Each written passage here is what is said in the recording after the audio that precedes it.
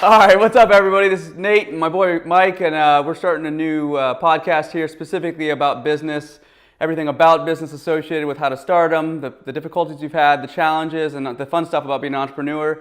The name of it is Startup Nation, and so please review, like, follow us, and I think you'll get a lot of good content out of it. This is episode 1. Say hi, Mike. What's up?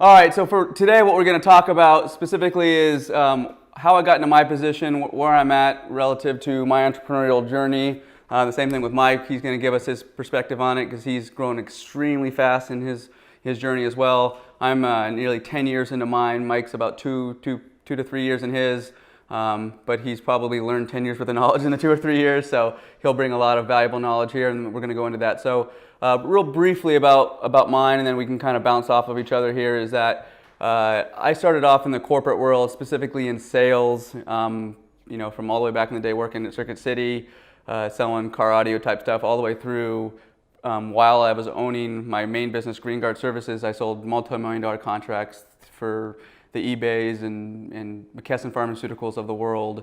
And so what I learned is that the corporate environment necessarily wasn't for me, specifically because it just seemed like the higher I elevated in the pyramid per se, it seemed like management overall didn't work as hard as they should have. It was the opposite. Also, I think that there's a lot of red tape. I will tell you red tape is necessary. It's something I don't like to admit because I've had to do that with mine, but it's something that's controllable and should be looked at every so often versus it just being stagnant. And so I decided to take the plunge to become an entrepreneur about in 2009, and it's been quite a journey.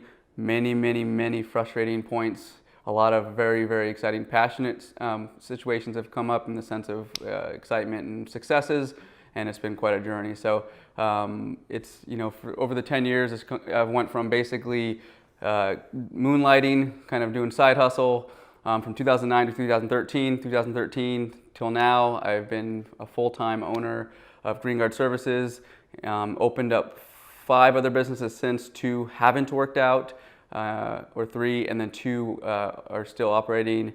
And so the 3 that haven't have been primarily my decision, but we're going to discuss that through these podcasts. I think it'll be something for a lot of people to learn that's quite important. Failure is not a bad thing. I can tell you I learned a lot from those situations. And then, so one of the businesses is a multi-million-dollar business. We're going to probably surpass 7 million in 2019. We went from, call it 4 employees to 60 in 4 years. So it's been a very rapid paced growth. So then we get to discuss financing and cash flow and all that fun stuff in upcoming episodes. And then the other 2 businesses are going to be merchant services and apparel, both of which are relatively new, but very healthy and growing like crazy. And it's been an awesome ride. So we'll go through asking people what questions they have through these episodes. I definitely want the feedback. I want you guys to let me know what you want to hear as well. And Mike will probably provide a lot of valuable content as well. So Awesome. Yeah, tell them a little bit about your journey, where you're at so far, and what we've done. So mine a little different. I don't know that I ever had a job per se before going into my entrepreneurial career. However, I don't agree with things out there that say that you are like either born an entrepreneur or not. I think you can become one or work towards one. My background prior to kind of going into business was I wanted to play basketball, pretty simply. Apart from that, I didn't really have any interest outside of that. And I would say that I kind of fell into business. I just have always been like obsessed with success. So basically I fell into personal training when I quit playing basketball. Obviously in the fitness field. Did it for a very short amount of time. Actually not really ever like officially for about 6 months, maybe a year at most. And then went straight and decided to open up my own gym. Have a partner in that. It was a franchise.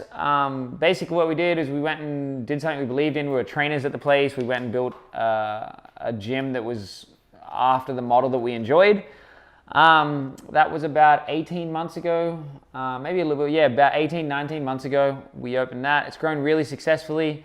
I would say my difference to Nate for sure is that I had absolute zero knowledge of anything to do with business. Like, I didn't know any of the terms. I remember we used to get to see all these terms that like our accountants or like our brokers or our lease and all that shit would send us, and I would fucking straight Google them. Like, I don't know what any of this shit is, like triple nets and fucking all that kind of shit. And then if you go into accounting, you got P&Ls and all types of shit that I still don't know that I know that well. But so that was definitely a learning curve on my side. And like Nate said, I'm excited to get into that kind of stuff.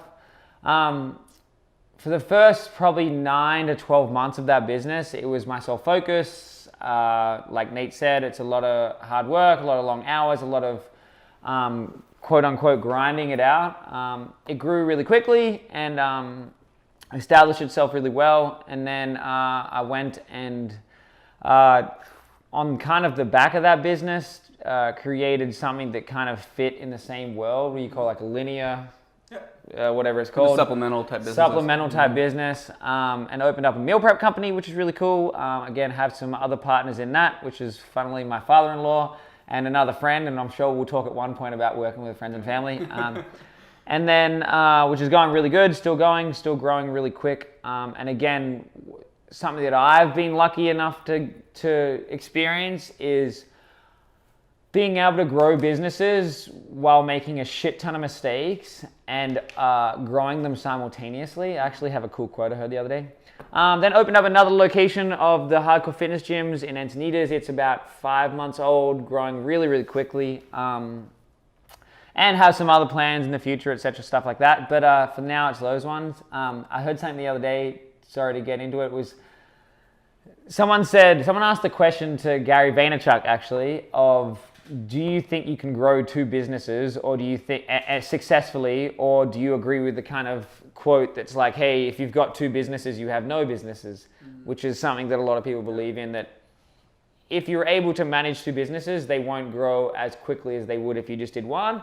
I tend to agree with a bit of both. I actually think you can do multiple businesses, but you have to understand there's no chance that they will grow at the same rate they did as if it was just one at a time. However, there is an ability to put in framework to where they do, and I think that's something you do really well. But yeah, that's kind of my background. I would say in terms of business knowledge, I'm probably lacking a lot. However, I am obsessed with learning it. So I try to learn pretty quickly. But yeah. Yeah, I think that's real important. I taught one of my employees downstairs about that yesterday. One of the things that's I think always been ingrained in me, you and I have somewhat different perspectives in school. I don't think school is a necessity, but I also feel like school, for me anyways, and for a lot of people, teach you how to learn. By no means do I think school is really that important relative to retention of information, unless you become a dentist or a lawyer, whatever. But if from an entrepreneurial standpoint, the retention of knowing an area node regarding statistics or regarding knowing chemistry, most of that is going to be pointless. For me, it taught me how to be a problem solver, and that's what I got out of it. And so the story that happened the other day is that, this won't get too boring, but we buy a chemical for one of my businesses. One of it's called a ready-to-use chemical, meaning it literally is ready to use. The other one is a dilutable chemical. He couldn't find the dilutable chemical because we didn't have an account or something with that company any longer, so he just bought the ready-to-use. And I said, do you understand why there's both ready-to-use and dilutable? And he goes, oh, I don't know, I bought it. And I explained to him, how many gallons does this dilutable make? Call it 1,000. Okay, so if we had to buy 1,000 of the ready-to-use bottles, ready-to-use, right, not dilutable, what would that look like? Oh, well, we have 1,000 bottles, and you have 1,000 lids, and you have 1,000 gallons of water, and you have somebody that had to fill, or a machine that had to fill 1,000 bottles, and then you had to have the warehouse space to do it. I said, you're not paying for any of that when you're buying the dilutable. That's why it's 10 times less expensive. And he goes, oh shit, I didn't realize that. I said, you realize you just spent like extra $500 last month on this chemical because you didn't buy the dilutable chemical. And I said, so from school, it taught me to break that down and understand that. Now it's second nature, right? But then I have this bad habit where I just assume everybody can break things down like that. And I got to realize, no, that came from 10 years of experience. One small example, right? And so those types of things people have to really understand. And you want employees to fail. Did I really want to lose $500 last month or $300, whatever it was? No. But the reality is it taught him a valuable lesson, and hopefully next time he goes, well, why are these two different functions like this, and what's the purpose behind it, right? And so a lot of our episodes will talk about failures in the business, failures or coaching sessions for employees, and hopefully that'll maybe save some people some time and be very valuable. Because like Mike, even though I went to school, I didn't know what EBITDA was. I didn't know what triple net was. I didn't know, all those types of things. Now that I've leased 5 buildings over the last 8 years, I could tell you that I'm very specific on knowing what tenant improvements are and what I can get away with and what I can't get away with in a lease in a building. I know I've got 50 loans between car loans and this and that and this and that. So now I know what to ask for when it comes to commercial loans and all that. So it's helpful, that's what this show will be really cool about is, like I said, and I'm sure you as well, I've luckily been able to maintain growing and profitable businesses while making all these mistakes, but I'm sure plenty of times it's happened. Little things like paying too much on rent or making those little mistakes will straight up be the difference between succeeding and not. So like, if people can learn from those kind of lessons that we've gone through, and I'm sure we'll continue to go through, I could only expect it would help for sure. Yeah. And what I think was also as cool is we've had so many people, us just naturally talking about what we're passionate about, which is like growing our business and stuff like that. We've had so many people interested in the actual details, which originally I think we both probably just thought weren't like interesting. Yeah. But we get a lot of great feedback from some of the other stuff we do, which is, hey, tell me how you manage your staff. Like, how do you keep them motivated? How do you maintain a great culture? Tell me how you maintain cash flow, et cetera, et cetera. And to be honest, I think just us having these conversations, I learn a lot from it as well, which is cool. But yeah, that's good. So that's the purpose of Startup Nation. You guys are going to hear a lot about it. We're going to be doing episodes every week. Keep an eye out for it. And when I post this on all the different social media sites, please ask questions on what you want to learn, because the reality is that the purpose of this is to help the people following us and see if they can, shorten that learning curve by utilizing some of the information we provide. So listen up, and please, again, subscribe, like, follow, share. We'd greatly appreciate it. Startup Nation. Peace.